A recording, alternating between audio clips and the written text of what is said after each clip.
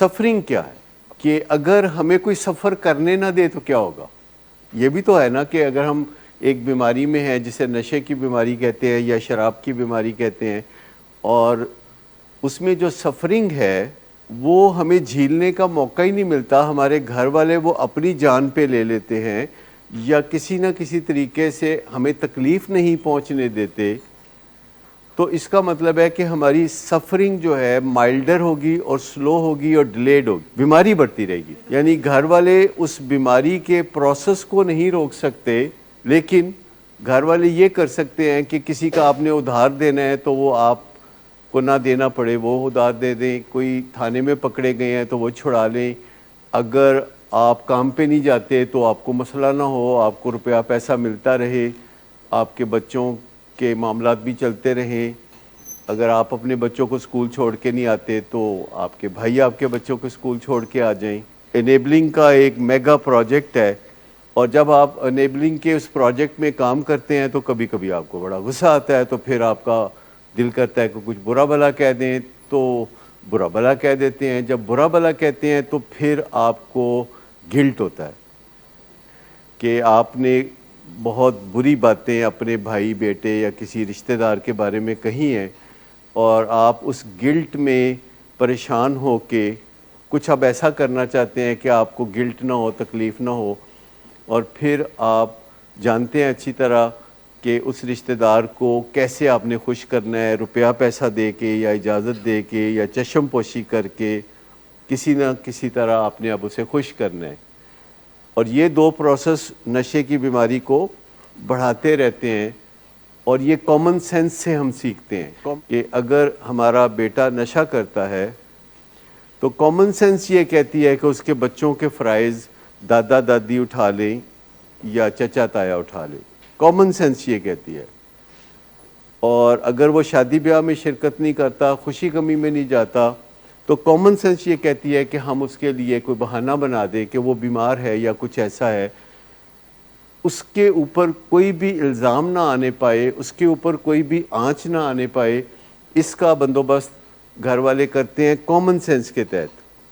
और फिर उनकी कॉमन सेंस कहती है कि यदि थोड़ी बेइज्जती करके देखो, क्योंकि जब आप किसी के साथ मुस्बत रवैया रखते हैं और वो नहीं बदलता तो आपके ज़हन में आता है कि एग्जैक्ट अपोजिट साइड पे चले जाओ और बेइज्जती करके देख लेते हैं। और जब वो बेइज्जती करके देखते हैं तो उससे भी कोई फ़र्क नहीं पड़ता, सिवाय इसके कि गिल्ट हो जाता है और उसको भी गुस्सा आता है, और वो अपने दिल में सोचता है कि सुबह तो मैंने सोचा था नशा छोड़ दूंगा, लेकिन अब आप मेरी बेइज्जती करते हैं तो फिर मैं करांगा, फिर उन ठीक है जी बंद है। जैसे आपने जो पहली वीडियो थी देखा, तो उसमें उसने कहा कि 10 साल हो गए थे या 12 साल हो गए थे मुझे नशा छोड़े हुए, और एक खातून जो 2 बच्चों की माँ थी, सिंगल औरत थी, तो उसके साथ मैंने अंडरस्टैंडिंग बनाई कि शादी करूँगा। तो उसके बाप ने कहीं दूर से ख़त लिख दिया कि ये काम ना करी, और उसको रोका। उसने कहा कि मैं तो तुम्हें बड़ा समझा बुझा के तो पाल पोस के बड़ा किया था, ये तुम क्या करने लगी हो। तो क्या उसने उसके बाद कहा कि मैं फिर दोबारा नशा करने लगा। उसने कहा कि नहीं, मैंने वो देख लिया था नशे का ज़माना, और उसने कहा कि मैं फिर हर रोज़ सुबह उठ के तो नशे की बीमारी के साथ जो बदनामी का दुमछल्ला लगा हुआ है उसको हटाने की कोशिश करता हूँ, जो पहले की निस्बत अब कम हो रहा है दुनिया में। ये सबसे बड़ी रुकावट है।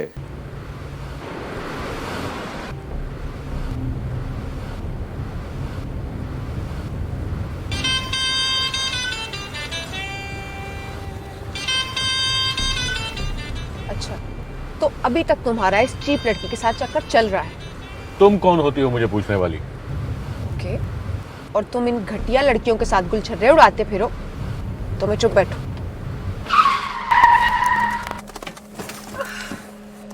Get out.